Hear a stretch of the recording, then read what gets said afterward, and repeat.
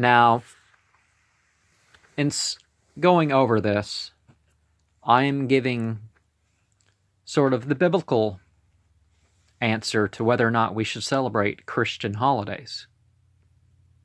And the second biggest is coming up pretty soon, sort of a celebration of the powers of darkness, not necessarily moralized. That was followed by a even more churchy sort of saint day, because, church means hero shrine, so, the saints are considered heroes, and then All Souls, so it's, again, still sort of a death holiday to compete with what came after. Christmas also to compete, and there's an Easter also. Well, Easter's just a Christian Easter. There was Easter before, but the Easter is actually number 3 in celebration nowadays. But let's start off with Christmas here. Jeremiah 10:1-5 mentions those who act as one who turned their backs on God. Guya. Somebody calls you Goyim. It's not necessarily right to hit them, but, I understand the feeling. Because claiming you turned your back on it just because you're not part of their group, that you're just opposed to God or something, that's just not right to claim to people. But to be disheartened through astrology and those who cut or decorate trees for an alleged Lord, Son of God. Because that was the example, Baal, often part of the sacrifice thing. But, no, it's just not the right one. The devil presaged it. That's a weird one to think. Verse 8-11 of Jeremiah 10 and 14-15 speak against the doctrine around just wood and how skill and adornment, just wood, like a crucifix or something, and how skill or adornment and in clothing is little before God, and the graven images will be a shame to those who make them. So, your Christmas ornaments where you throw in the faces on hieroglyphs are something different. When you're making little statues of Jesus and angels and stuff like this is what they're talking about. Even if you don't worship these things, or even if you don't take them as charms or whatever you call them, they'll be a shame to those who make them and those who try to find an alternative to God's way. And what's Christian holidays but an alternative to what they find in the Bible to celebrate? Acts 12:1-4 actually mentions Passover instead of Easter in the earlier versions, but the King James and later ones switched it to Easter because they didn't like the biblical holiday being mentioned for some reason. Isaiah 40:19-20 again mentions the removing trees and berries for adorned fetish items set in place. As in, they were ritual items. Isaiah 44:13-18 condemns those who enshrine images, so putting the angel on top of the tree or putting it encased and surrounded by wood or on a plant or something, and those who plant trees for the placement of images, those who take bread or meat as a transubstantiation, central to the Christian sacrament, particularly Easter, for those who only take it in Easter, who besmear themselves, like wiping the ash on the forehead, uses objects as intercessors, so idols, uses fetishes as the prayer direction. You can set stuff in front of you to put a barrier when you're performing a ritual, but, putting there's a difference. Or to use it as a gazing object. So, when you're performing your rituals and you're gazing at a statue, even if you're not worshiping the statue or something, then that would be biblically condemned. Mark 7, 6 through 8 warns of replacing God's ways with human traditions. And the Jehovah's Witnesses, they go too far because they got rid of the ones from the book that they accept and the ones outside of it. I mean, if you're returning to the Bible, you think you would pick up the biblical holidays instead of just getting rid of the church holidays. 2 Corinthians 6, 14 through 17 commands against not sharing with the wicked and unbelieving. Beliar, Belial. Belial are idols.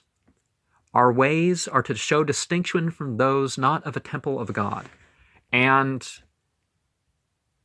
because people consider Paul and his apostles to be authoritative, that's why I'm mentioning these quotes. I'm not necessarily saying that is authoritative, nor am I saying that the writings of the rabbis are the gospel writers in the 2nd century and end of the 1st century for John were authoritative. I'm just mentioning the biblical position. Take these how you will.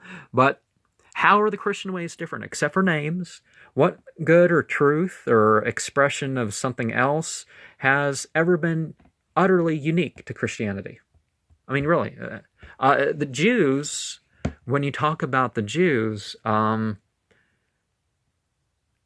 may have been slander in the past of certain prophets or whatever, but when you look at that, they're looking to be even better than some of the examples that they have. That is the teaching going out there. So I'm sure there were rabbis and stuff that lived better examples than some of the examples that you had in the Bible, and people looked up to that, and people said, well, I want to do better. And so it was to show distinction from those of, the real Zionism. That was the real Zionism. So by your holidays, is this showing a distinction between you and other people, or is it just a rename of, not Samhain, let's do something the week before. Not Lunasa, let's do something the week before. Not Beltane, let's do May Day. Instead of, it goes on and on. 1 Kings 11, 5 through 8 can be said to be condemning rulers are their families who go and celebrate those holidays for male and female divinities. Again, God not being male or female in the ultimate sense at the core of the biblical teachings.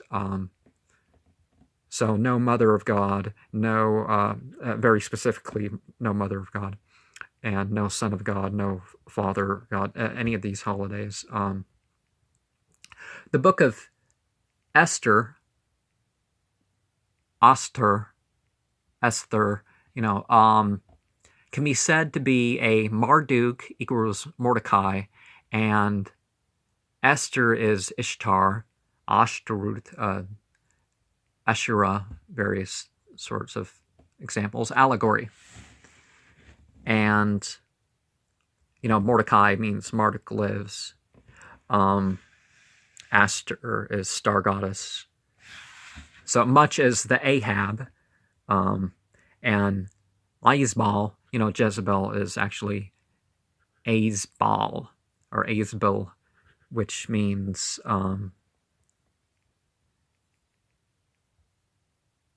whore of nothing, as Azbal, and Azbal as not a virgin of the Lord, and Ahab is an expression of love.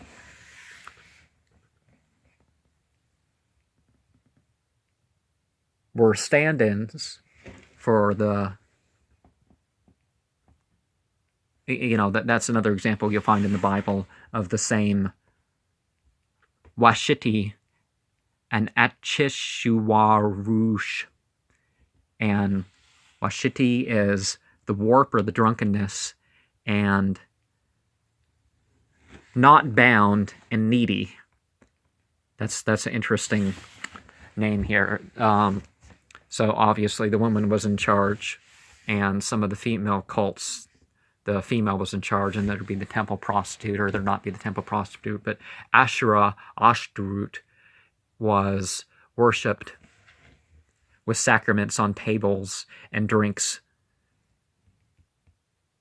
mentioned, like that mentioned in Isaiah 65:11 for God and many. And many means kind or portion, and God means fortune, coriander, can't quite read it, but anyways. Philippians 4-8 would have one consider the purity of what something is. Leviticus 20:27 prescribes such a penalty for witchcraft that how can one consider enacting it? I mean really, if the penalty is death, why are you even mimicking something you should be killed for according to your own Bible? But again, hearkening to the thing, you have, they would have the animal and they'd eat the animal and they'd take the animal as the incarnation of God, just like the Christians with their bread product. And also bread products became a substitute, particularly the Albigensians and the Cathars and, that sort of thing. Maybe it wasn't the Cathars, but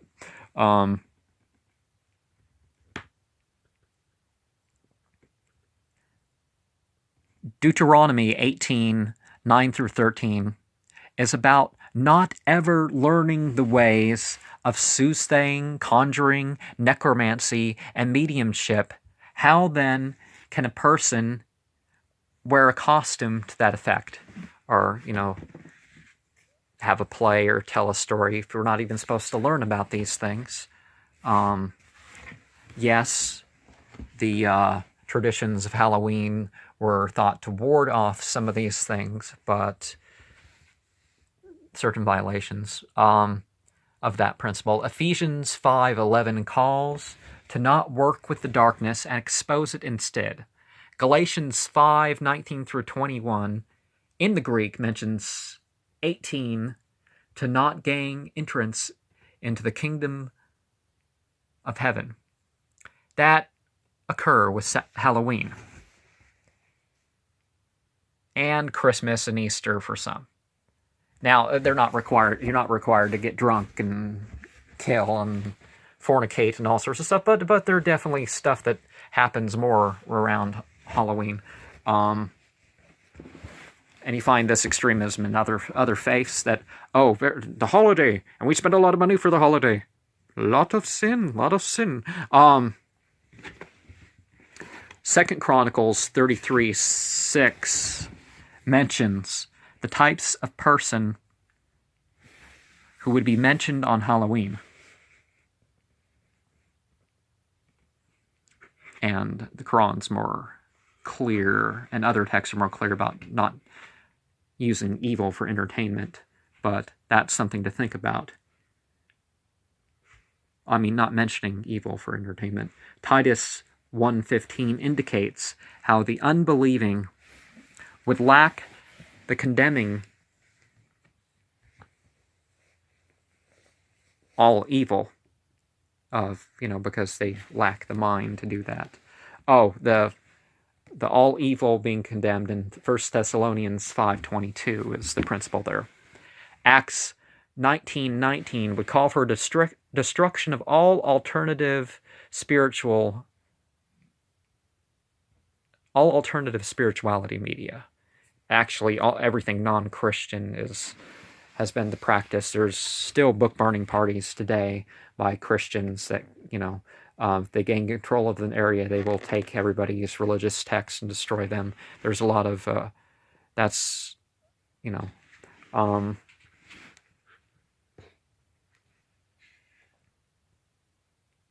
and 2 Kings 17:17 condemns those who give themselves over to evil.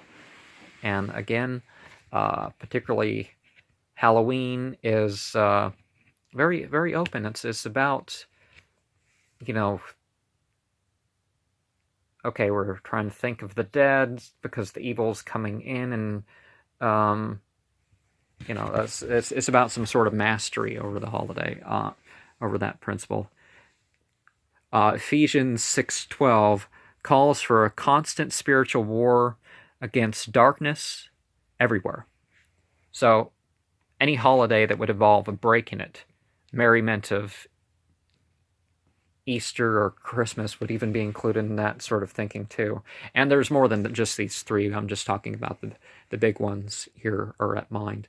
Acts 8, 9 through 25 speaks of someone who was thought of as a co-founder of Christianity, according to some text, but as definitely as a man of God here who tried to buy the power Peter and John seemed to have, and joined the movement when, to alleviate a curse. Oh, I'll join you. Just lift this curse you put on me. Earlier versions say Paul and Simon. Paul joined in with Simon, not quite as much the other way around, but that was the official biblical version here. Matthew 12:43 through 45 uses the parable of an exorcised spirit seeking barren places, and then to return with 7 more spirits if the place is found to be unfilled. Put in order and whatnot too, but if it's not filled, so therefore we can't just ignore, we can't just cast out, it will come back in. We got to replace the good that allowed the influence or whatever is the principle there. Ephesians 5:15 through 16 calls us to make the best use with our time. And are any of these holidays our best use of our time? Particularly, again, the traditions of man. 1 Samuel 28:3 through 25 talks of consulting spiritualists and mediums, but the horror of that which is called up by the witch of Endor makes clear